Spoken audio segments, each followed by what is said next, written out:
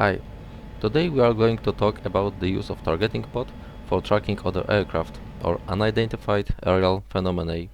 It has multiple valuable uses, such as target identification, confirmation of desired sorting for bandits flying in close formation, following a target attempting to notch the radar, observing targets' missile launches or the effects of own missiles, stealth tracking with the radar in standby, and even limited weapon queuing.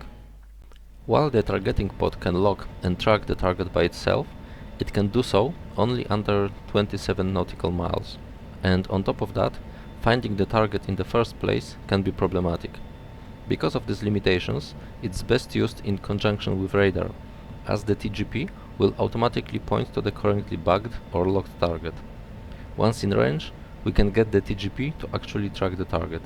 In the Viper, once the radar is bugged or locked onto desired target, select TGP as sensor of interest and press Target Management Switch Forward Short.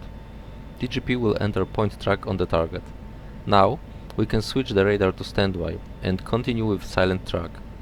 Air-to-air TGP track can be performed from either nav or AA master mode. However, the latter is more convenient because it already sets up the TGP to the appropriate mode. In the Hornet, we have two pods to choose from, but the controls for both are the same. Once the radar is bugged or locked onto desired target, select TGP to be the active display by pressing sensor control switch towards the screen it is being shown on. By default it is left. Second press on the SCS in the same direction will initiate auto track. In the Hornet, this will work only in AA master mode. When using ATFLIR, before we can switch the radar to standby, we have to disable L+S option on the TGP display.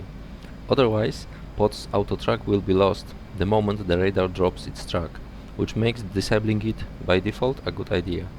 L+S will have to be enabled again if you want to automatically point TGP towards radar target once more.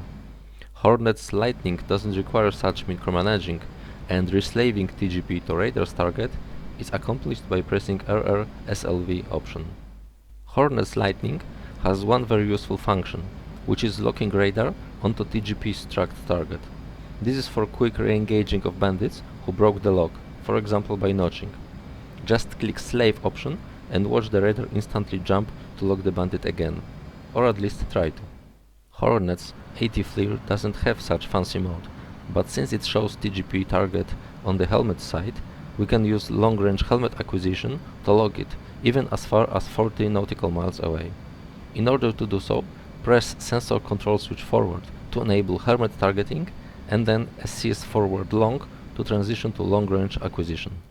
In the Viper, we have neither automatic locking to TGP track nor TGP track display on the helmet side.